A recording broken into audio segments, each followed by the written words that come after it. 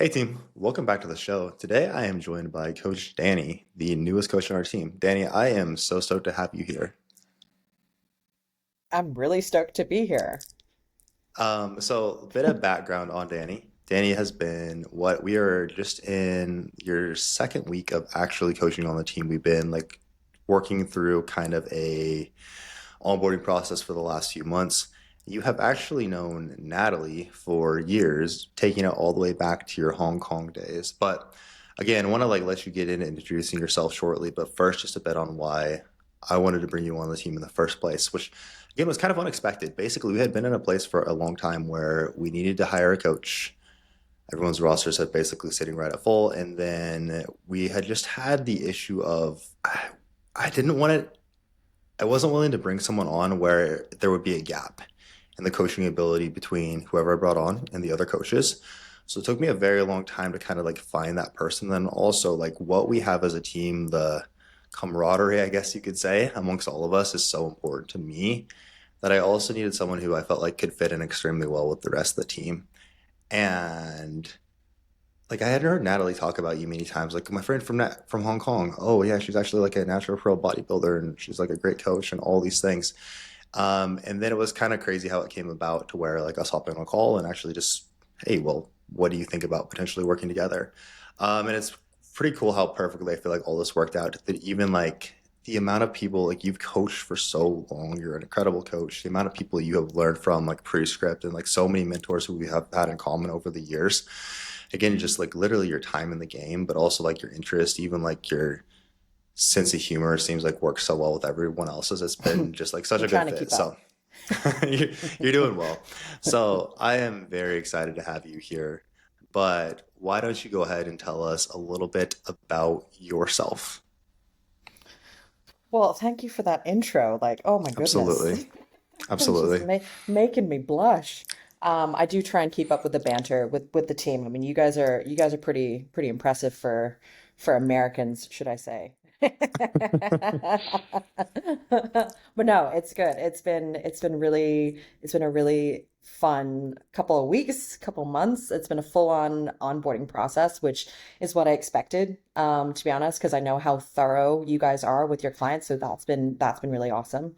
And I'm just so honored to be part of the team, because you guys hold yourself to such a high standard that I appreciate, because that's a standard that I hold myself to. So I'm just truly honored and refreshed to be part of such a team. So yeah, so thank you.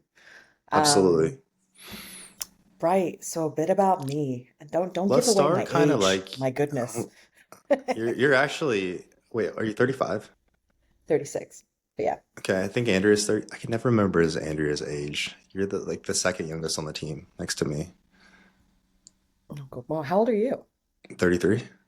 All right. Baby face. That Baby face. that's why you that's why I know I look way younger than that still. That's why you guys are also y'all are so much more jacked than me. It's just more age and muscle maturity. Training Uh, age, training age.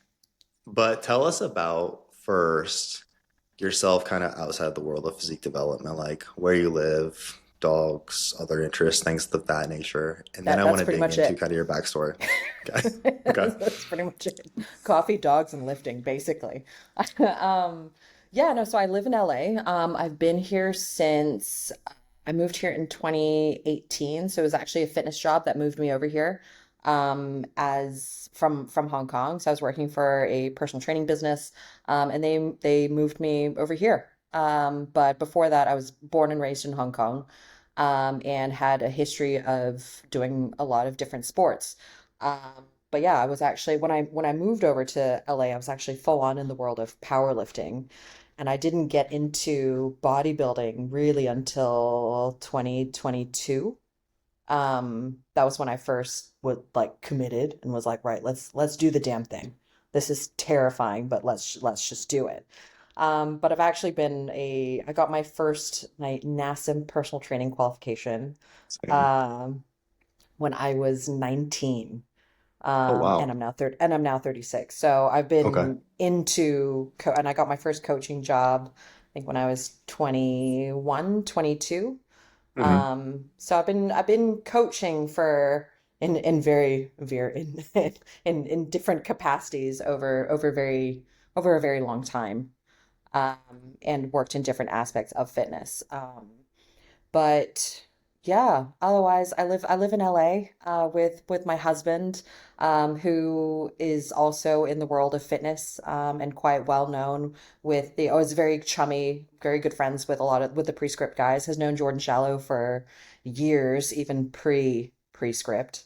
Um, and we have our two dogs, Butch and Bella, which are monsters, are 70-pound monsters, but they are our babies.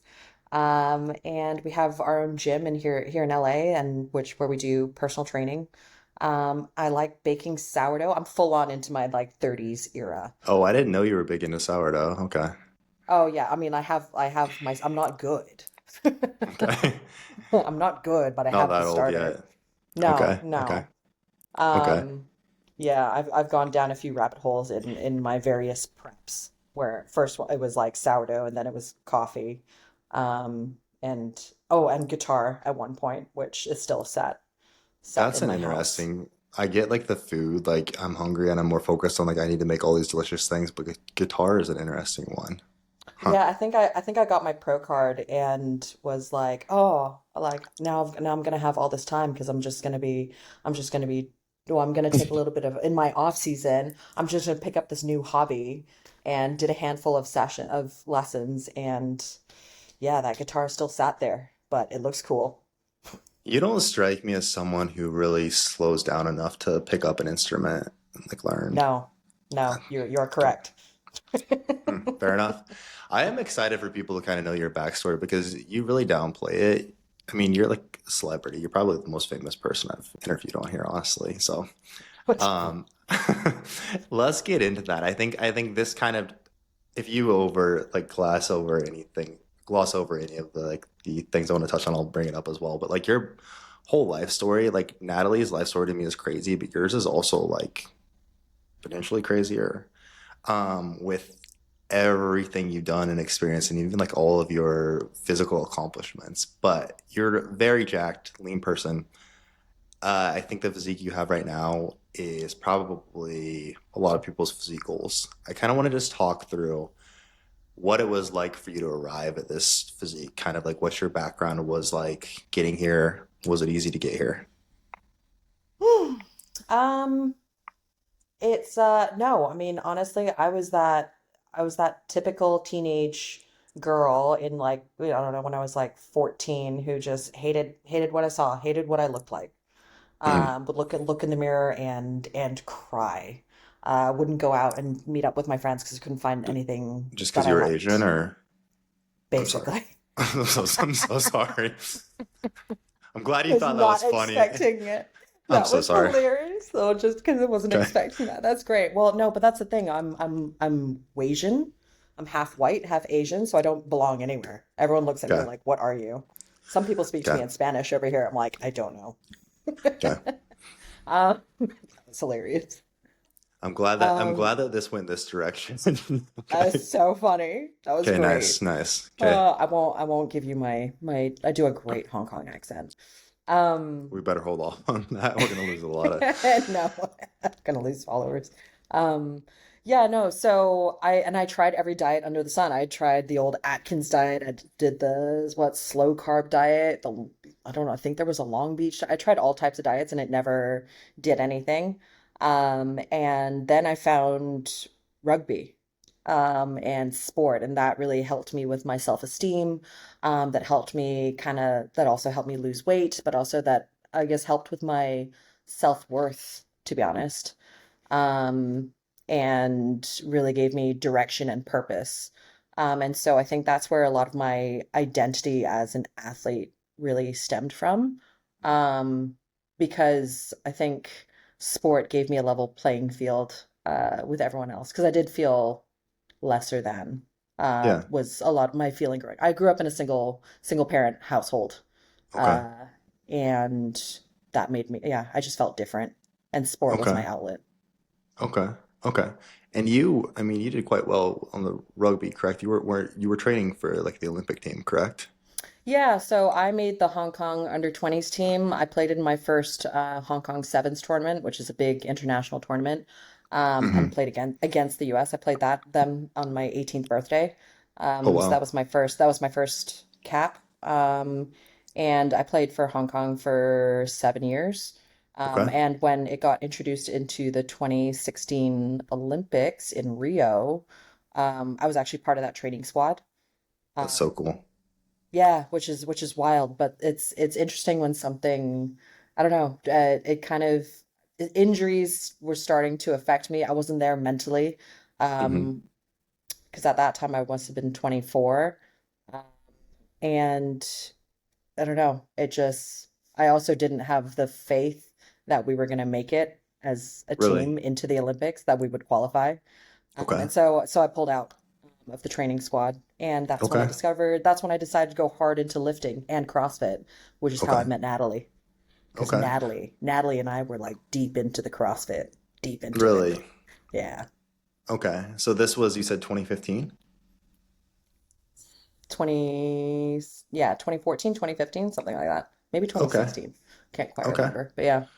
So it sounds like that's kind of when you developed this identity as an athlete, and that was something that you took a lot of value from.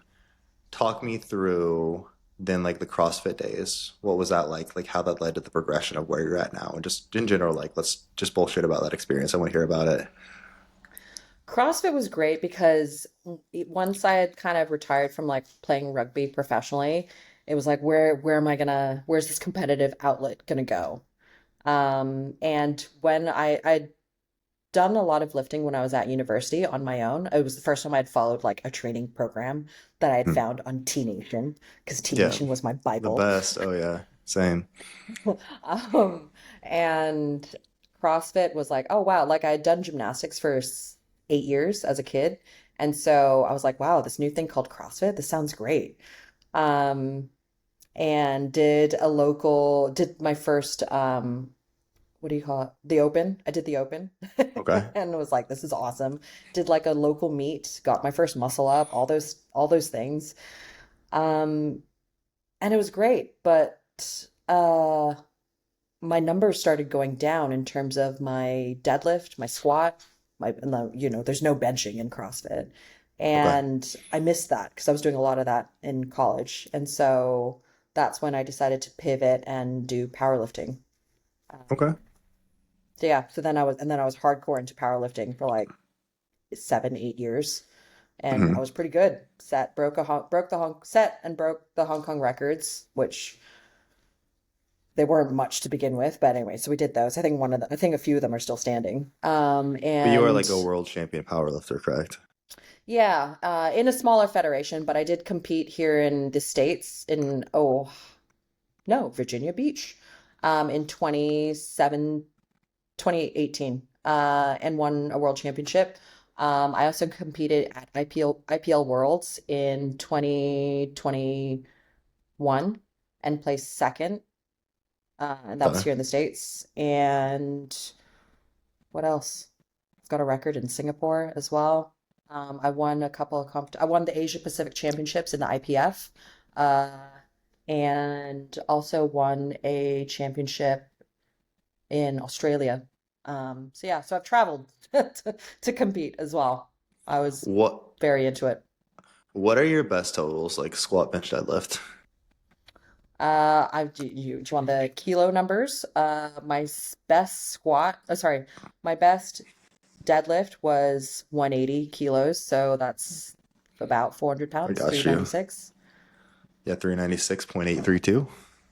Yeah. I think my best squat I ever got was 155 kilos, so that's 340. 341.717 to be exact. But And my best bench was 87.5 kilos, okay. One 192. very solid. That's crazy, dude. Yeah, And again, that was at body weight of 132. pretty good. So the thing was that I've always competed at that weight class, Hmm. sub 132, Hmm. and I was having to get so lean. And I wasn't quite strong enough for to go up a weight category. And so my logic was, so we really should go through like a hypertrophy phase. Um, so let's just do bodybuilding for a bit. Okay, so that was originally to make you a better power lifter. So I think it was just like I was basically bored of squat bench deadlift, and I had turned 32 and was like, right, if not now, then when? Like Okay. YOLO. Right. Um, and so that's a scare for whatever reason. Bodybuilding has this, I don't know, it's a scary thing to admit that, yeah, I want to get on stage.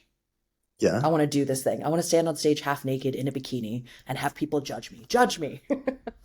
Is that scary because you were scared you won't do well, or because of people judging you for having that as a goal? Um, I think people judging me for having that as a goal. I Hmm. think there's some sort of stigma attached to wanting to see how, or admitting that you want to look good. We And what talked about I've done this. Yeah. thousands, I've done so many like consultations with potential clients and clients over the years to find out, okay, what is your goal?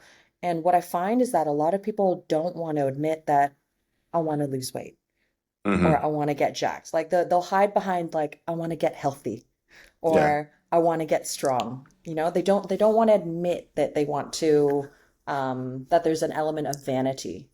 But there's nothing wrong with that. And I think especially being from such a performance background as an athlete to then being like, no, I want to do bodybuilding, which to me is not, I don't think bodybuilding is a sport in the traditional sense, but it does take athleticism um, to get there, to get on stage.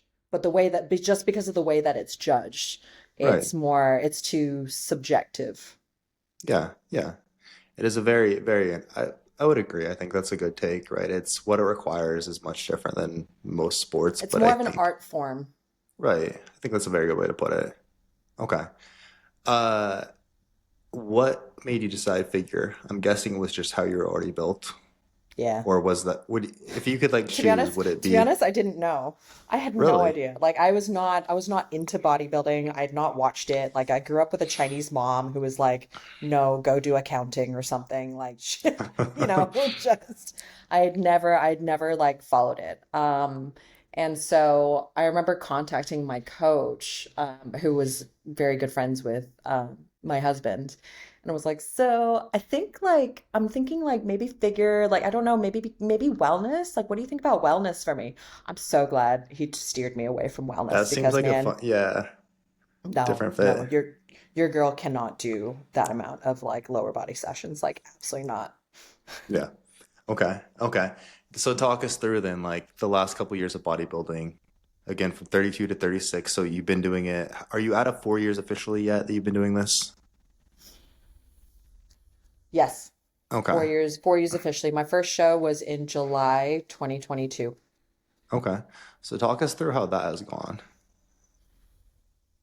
I never wanted to just do one show. Yeah. I gave myself a really good prep. So I think I started prep in January of 2022, and I had my first show in July of 2022, and then did my second show the month after. Okay. Um, and it's been eye-opening, eye-opening. Like I have so much respect now. I didn't used to because I didn't know. And I don't think you ever really know until you've gone through it, until you've really suffered um, to get to that point.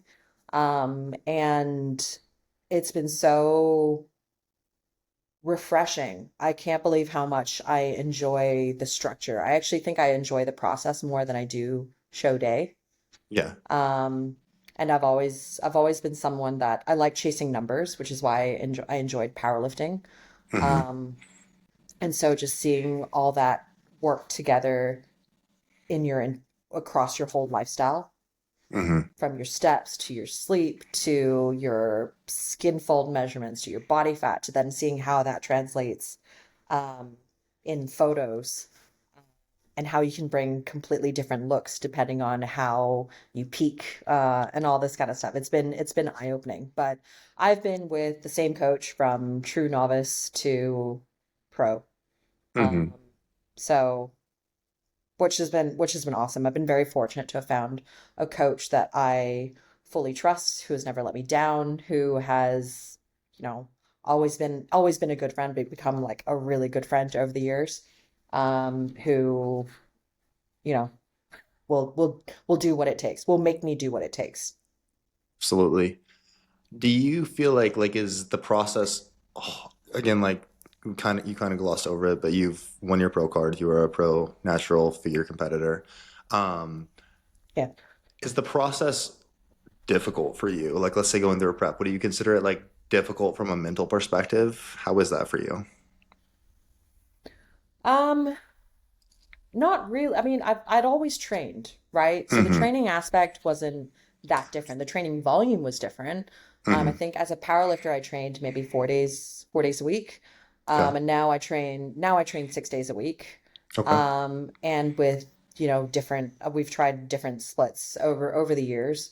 But that, and, we have our own gym. So I'm in a gym. I've got a gym to go to. So Yeah. that's always just been part. I'm very fortunate that I've also got a husband that's into it as well and very supportive of that. So that aspect has been fine. Um, my husband is as white as they come when it comes to when I it can comes relate. to food and nutrition and stuff, especially. And so we've always like ate quite differently. Okay. So that aspect is kind of fine. I guess probably the hardest part has been uh travel and minimizing that, which most of my family are overseas anyway. They're all back in Asia. So Right. that kind of simplifies things, but just having to plan around that. But otherwise, prep isn't, I don't find it that hard. Okay. It's more being okay with sacrificing. Yeah, I can go out and meet a friend, but Yeah. we're not necessarily going to eat, or I'm going to Hmm. bring my own food, or we're going to do something like sushi, where I can Hmm. really be very clear on, okay, what am I eating? Right. So I think for a lot of people, I'm just not motivated to do that. Like, I would love to be able to do something like that, but I'm not motivated to do so. Do you Mm. have a clearly defined motivation? For example, when you're in prep, like, here's why I'm doing it, or is it just kind of, this is what I do. This is just who I am. Um, no, I've pretty clear goals. I mean, even when for my first show, even when I started bodybuilding, I was like, I'm gonna get my pro card. Okay, that's sick. It was like I don't like I'm not the kind of person. I'm very A-type personality, or I'm very goal oriented rather than Hmm. process oriented, which is why it's weird that I enjoy the process of Yeah. bodybuilding more than the end result, I guess. Hmm. Um, and then I got my pro card almost too quickly. I felt I got my pro card in my third show under a year. Okay, that is pretty Um, crazy. yeah, yeah, which was wild. I think even my even my coach was like, "Whoa, okay." Um, so then it was like, "Well, damn, let's keep going." Um, Right. I probably should have given myself a longer runway to between my getting my pro card and my pro debut, but I also wanted to see how I stacked up against the other pros, right? Let's just get some feedback. So I Hmm. got my pro card in May 2023, and I did my pro debut in October Okay. of that same year. And especially as a natural athlete, it was like let's just see if there is any point. Because Right. if I didn't even place, then okay, then I need to take then I need to reassess. Okay, what is really my goal with bodybuilding? Right. But Right. then we did okay. So it was like, right, I think I came 11th or something, or 10th. So it was like, right, let's Okay. keep going. Right. Okay. Okay. So I don't want to derail us too much, but you just, what, like a month ago won your first pro show. It was like a month ago, Yeah. correct? Okay. Yeah, 6 weeks, S- yeah.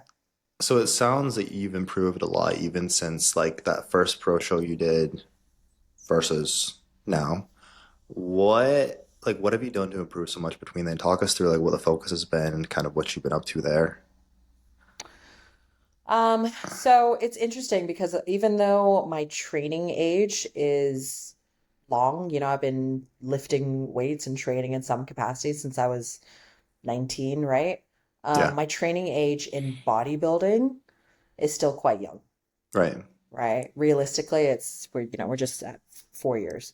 Hmm. So it's really just been focusing on the body parts that need to come up. And again, as a natural athlete, it's like, man, this shit takes a long time.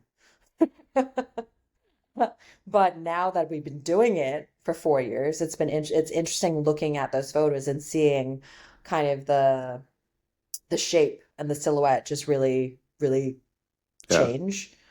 Um, and so obviously it's like I've always had good muscle density, uh, but I've also been able to get a lot leaner. And I think Hmm. when the body is used to, and so bringing that kind of conditioning to the stage, Right. um, is improved. Like I couldn't believe how lean I got this past show and how That's quickly. interesting. You feel like your conditioning has drastically improved just over the last like 3 years.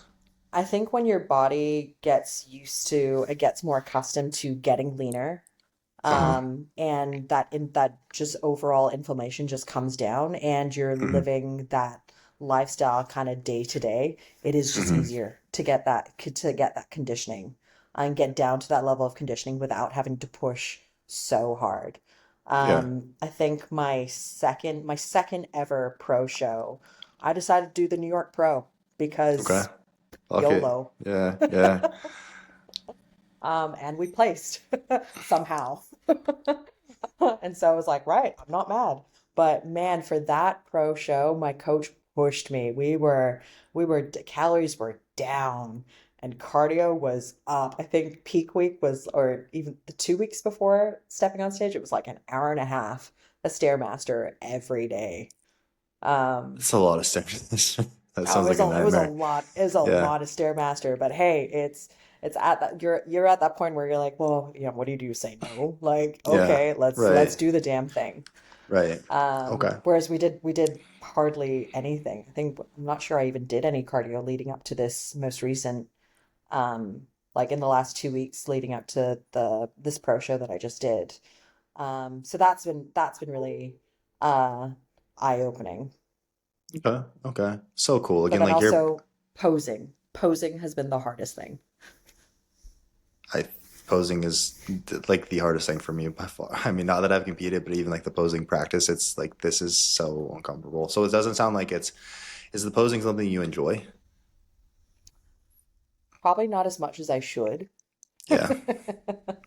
It's one of those. I've always been a tomboy. I mean, if just looking at my like athletic career, it's like more of a, yeah, The rugby. rugby I speaks did to that, yeah. strongman that I also competed in at Arnold's, Hmm. and powerlifting, like all of that. And so then it's like, right, let's put on some heels and look cute and like be really graceful and like, and it's just it's hard. I find it hard. It is also the like yeah, it's I can see that. Like even like the American Gladiator thing, which I guess this is a good time to bring that up as well. You were just Yeah, on the okay. last season of American Gladiator, right? Yeah, your girl's a gladiator. Voltage. There was one client who was considering or was concerned about working with a female coach, and I told Oh, Hamza, he like does interesting. our sales. I was like, send him. It was because it was you, and I was like, send him this video of Dani where she's like just fucking some girl up on American Gladiator, and then she's like yelling, "This is my house." He's like, "Yeah, he's good now." Oh, Anyways, brilliant. That's uh, hilarious. yeah. Anyways, um, anything you want to touch on in that experience? I think you've probably talked about the American Gladiator thing quite a bit, but it's just cool to throw out there. Okay. Yeah, no, happy to. I mean, it was wild. It was not, I was not expecting it whatsoever. And all those conversations actually happened after I'd done think it was the year that I'd done the New York Pro. I'd done another show, and those conversations started happening. I was Hmm. like, wow, what is this? So that took another year until that actually started coming into play, like actually becoming a reality. Yeah. Um, but no, I mean, again, some casting agent slid into my DMs on Instagram and was like, "Hey, you'd be you'd be great as an Yeah. American gladiator." I'm like, "Huh? What is this? Melega, we don't have Chinese Oh my God. we don't have Chinese gladiator." We're gonna get removed from YouTube. Uh, let's Um, pivot. Go, anything? so it was just it was wild because I had to revisit kind of my rugby days, tackling. I had to draw upon, I guess, all of my experience in a little bit in jujitsu but mainly the rugby. They loved me for the rugby because I wasn't afraid of being physical and tackling. But Hmm. obviously I think they wanted the aesthetic of a bodybuilder. Yeah. So yeah, so it was so much fun. It was so much fun. I can't even explain. Stressful, but fun. Super cool. Again, your all of your experiences are just insane to me. Let's pivot though. You said you got your NASM certification at 19, especially so young. Like, but what made you decide to become a coach? Because everything confused me. Okay. Everything confused me about the fitness industry, about training. I was like, what is this like? What is this? How do things work? Um, and I wanted to make sure that I could actually, well, first of all, be the part and know what I was talking about and just fully understand what I was doing, but then also be able to pass that on to my friends, Okay. and just understand everything. I couldn't understand. Everything was so confusing. And to be honest, getting my NASM certification actually confused me even more. I would agree. Yeah. It was like I was like, what is this? Because it was I didn't recognize anything of what I had been doing as an athlete. So what do you Right. mean? I gotta stand on a Bosu ball and that's like my warm up? Like Yeah. what is this? Before I can even like do any of this. And um so anyway, so there was that. But I knew that I wanted to be able to advise people from a place of from a good place, from a sound Right. place, not just kind of make things up and sound like, hopefully sound like I knew what I was talking about.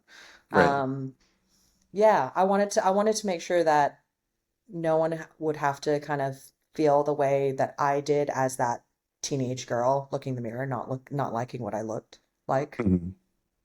I love it. Okay. Okay. So it sounds like originally it wasn't even like I see this as a career path, at least initially. It was just like, I want to understand this better and I want to help other people, like my friends, be able to understand it better. And you Yeah. don't do anything halfway. So I'm just going to become a No. cert. I love it. Huh. Okay. That's really cool. But obviously it has turned into quite the career for you. Now, with all of your years of coaching, let's keep it kind of specific to like our typical client avatar. This person Hmm. who wants to look like they lift, but they feel like they can't get there. What do you see as are generally the biggest obstacles to someone? Again, you've worked for many, many years as a coach, hundreds of people in person, lots online as well. Like, what are generally the biggest obstacles you see? If it's like, hey, I want to get to a physique that looks like I lift, what's stopping most people? It's not a lack of effort. The effort is almost always there, especially Mm, with I guess our type of client avatar, right? It's there's the intention, the effort, the hard work is always there. It's almost always um structured training, just following hmm some sort of clear progressive program hmm that makes sense for their body type, for what they're able to do at that time. Um and then obviously the nutrition component, a nutrition plan that complements that training program, Yeah, that they can stick to. It's simple, to be honest, which the right. simple answer is usually the most boring one. But it's all nutrition. Nutrition is a massive one for most clients, I think, where they struggle. Okay, okay. On the training front, Do you find like with your own experiences, like the powerlifting, the bodybuilding, everything that you've done, do you feel like you pull like little aspects from each of those experiences when you're programming, or is it typically like, hey, I'm primarily just pulling from like my bodybuilding experience, and like when I'm programming for someone, it's more similar to that? To be honest, with the powerlifting, not so much. I mean, I don't really look at my my own experiences necessarily. I'm kind of looking at the body in front of me with It's what a good way to where approach they it. are with where they are, how they move, and ultimately what their goals are. Hmm. If they do want to get into something like powerlifting, I'm like, cool. Like that's awesome. But where are we Yeah. at right now? Right. And most of the time they can't even perform a split squat. Right. So it's like, right, well, we should, I think Jordan Shallow said it. Like if we can't stand on one foot, like, well, then, why would we put a barbell on our back and squat with two? Like, Hmm. we need to master the basics first. Hmm. Um, that being said, certain, I guess using tempo, using pauses, like all those kind of things. I've used all of that in my powerlifting. Right. And so those are things that I would use with, I've also done that in bodybuilding. There's so much crossover between all of it, to be honest. Okay. Okay. So again, the programming being a big piece of this, and I know you said like a big piece that most people are missing, which I would agree with. Now that said, like most people, for example, when they start coaching with us, they've been following a program, but I would agree like Mhm. the programming is still the missing aspect. But like, what's the difference there from okay, I was following a program to now I'm following a program that Danny wrote for me, and like this is why it's do you like do you understand what I'm asking? Like, what's the missing link there? I would say it's, I don't know, when I look at a lot of programs that people are doing, they're almost like complicated for the sake of it, with complicated rep schemes and sets, and like, oh, we're gonna do a drop set here, we're gonna do this. And Hmm. again, it's kind of like, let's almost just simplify it and make sure that the execution is on point. What kind of tempo are we using? What kind of rest time are we using? What body parts are we addressing? What imbalances are we like addressing? Is there some sort of strength component, but also, are we doing unilateral work? Right. Um, what is their range of motion? And okay, again, what is the timeline that we're working towards, or that we're Hmm. that we're working with as well, is a big one.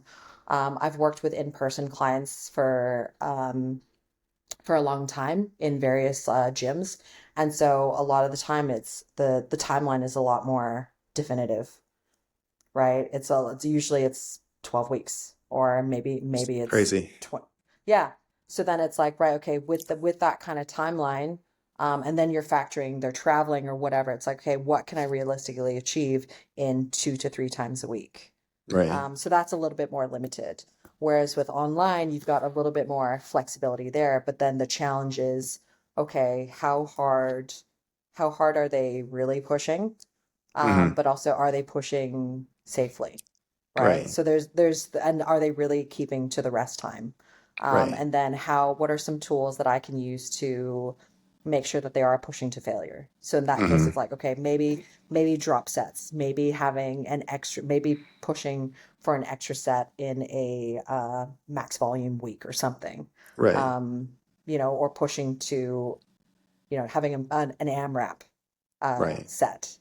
So there's different tools, I would say, for online coaching, um, versus in person. Yeah.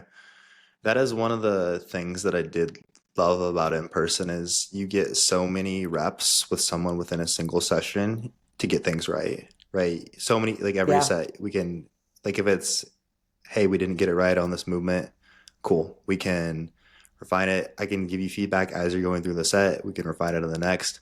I obviously love the online side of things. I love the fact that, however, that like, I mean, just all our people all over the world is so cool that we get to work with like exactly who we want to. I've obviously loved that, but I do sometimes miss like that in-person aspect to the point where I like sometimes think of like it would be really cool to have like a big client meetup or something, just like training camp for a couple days, just to like be able to work through all these things also. But I would If agree. you I ever wanted think to have one at hybrid. hmm, I'm gonna take you up on that actually. That's a good idea. I'm just putting that All out there, right, we're going to LA, everybody. All right, I like it. We'll have to talk about that actually. That's a great idea. right? Um, Past that, I think we've covered a lot of kind of your story, your background. I would ask specifically if you were starting the bodybuilding side of things over again, if you could give your past self some advice, like just starting that journey again, anything that stands out to you there, like a single piece of advice you would give yourself.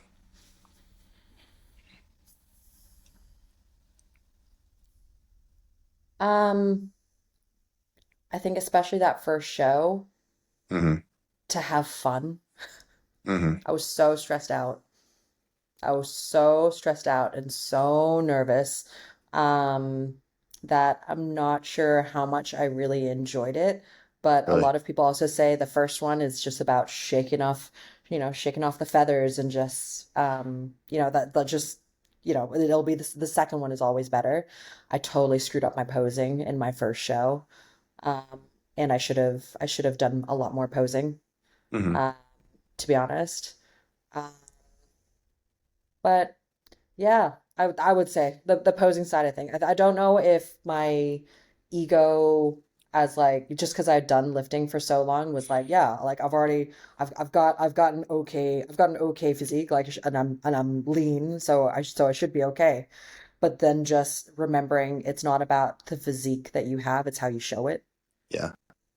And that latter part was where I missed the mark, especially that first one. Don't think people even realize, unless you've actually practiced it and done it, how much of a difference posing makes in your ability to display your Yeah. physique. Just how It is it's so insane. hard. It is such an art form. And now that I've worked with a few posing coaches, it's really eye-opening. Hmm. Just the range of that you get. I have so much respect for Natalie for like how many different posing coaches she's worked with and just how much she does. I think it's Yeah. so impressive. Yeah. Same. Same. I admire that, but I struggle the same. Yeah. Okay. Cool. Outside of that, I think that that is quite a good intro to kind of you, your background. I am so excited to officially have you on the team. Already a good amount of clients working with you, and again, it's just been so cool to see like how well you fit in with everyone, and just love like the knowledge and everything you bring and add to the team. So thank you for being here. Um, if you guys would like to apply to work with Dani, the link is in the show notes. I will also link up her Instagram there so you can give her a follow there. And we will catch you guys next time. Thanks so much.